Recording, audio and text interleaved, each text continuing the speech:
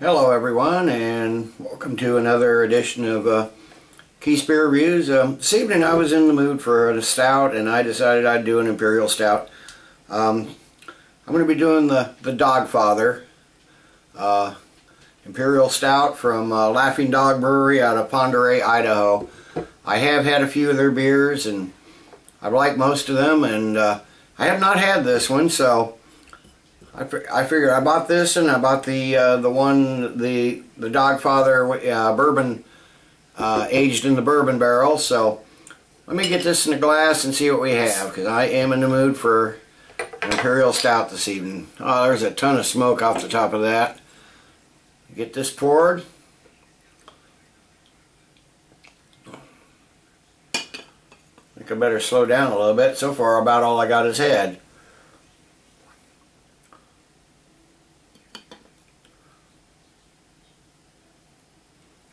Might be the glass, I don't know. This comes in at, on the website it said 11% ABV. This comes in at 10.85, at least on the bottle here. A little bit from the website while this head goes down. Well, I can smell that from here. It says, "I've got a brew you can't refuse. The Dogfather is one of the biggest brews we have made, weighing in at a hefty 11%. The Dogfather has 7 malts and 4 different hops, giving it a complex flavor profile. Over 11 months in the making, some of the Dogfather is bourbon barrel aged." I do have a bottle that says it's bourbon barrel aged, so maybe this is a very limited release for the 1st of November. Get it before it's gone. But trust us, it will be back next year. So I'm assuming, since it's November, this is probably November of last year. Could be November the year before. With a ABV this high and an Imperial Stout, it really doesn't matter a lot. In fact, it may be a bit better for it. It also, from the website, it also says stats for the Dogfather. They have 11% ABV, 71 IBUs, 7 different malts and 4 hops. But on the bottle here, now where the heck did I see that? Right here, very tiny print, 10.85%. So this is probably an older bottle, which might be a good thing. So let's see if we can get this poured without getting too much more head. Oh man, what a smell! Get your roasted malts. Definitely get your chocolate. I mean, all your standard stuff. Coffee. There's a bit of earthiness there. Getting some ripe dark fruits. Maybe a hint of smokiness. Definitely that coffee and chocolate. Bit of pine. There maybe even be a slight sour, like vinegariness in it. It's hard to tell. I'm gonna have to dig into this. This smells so darn good.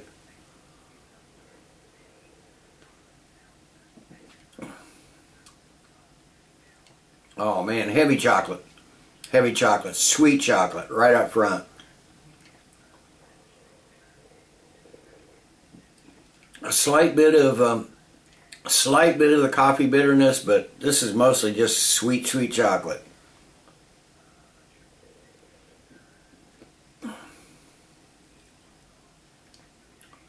There's a bit of almost toasted nuttiness in here.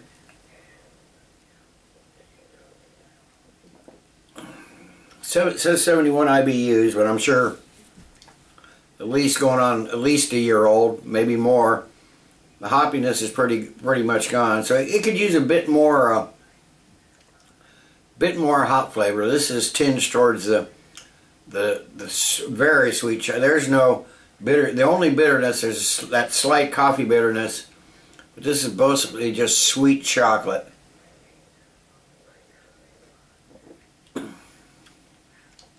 I'm looking forward to trying the bourbon barrel aged one to see what the bourbon aging does with this. But so far, this is a very good beer.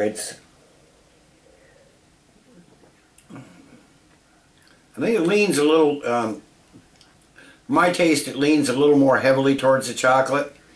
But this is a very thick, full-bodied beer. Can't really see, there's no light to be seen through it, so I can't tell the carbonation from looking through it. But it just seems to be a medium level of carbonation. I'm not getting any 11%.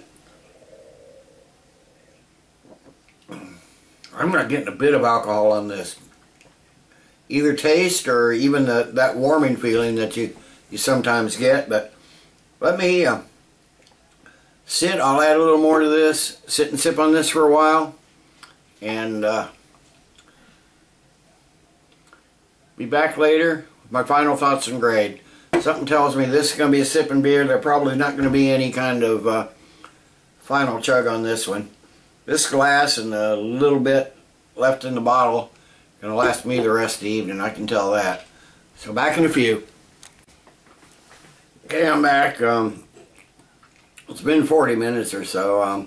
This is a sipper, but really not for all the reasons that I'm trying to find some complexity in here. Basically, we're getting this chocolate sweetness, coffee bitterness, and that's about it. There's not a lot else going on here. I mean, it's a good solid stout. I mean, if you want to introduce somebody to stouts or imperial stouts, this might be a good one to choose, because not a lot going on here, nothing to think about.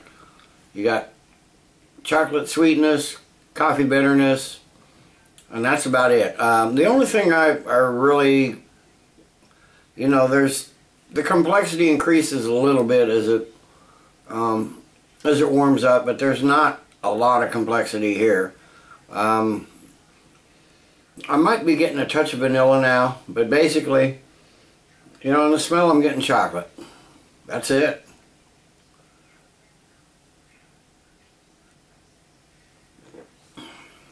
On the taste, I'm getting chocolate with just a little coffee bitterness, and that's about it. The only redeeming quality is that 11%, like they say on their website, or 10.85, whatever this is.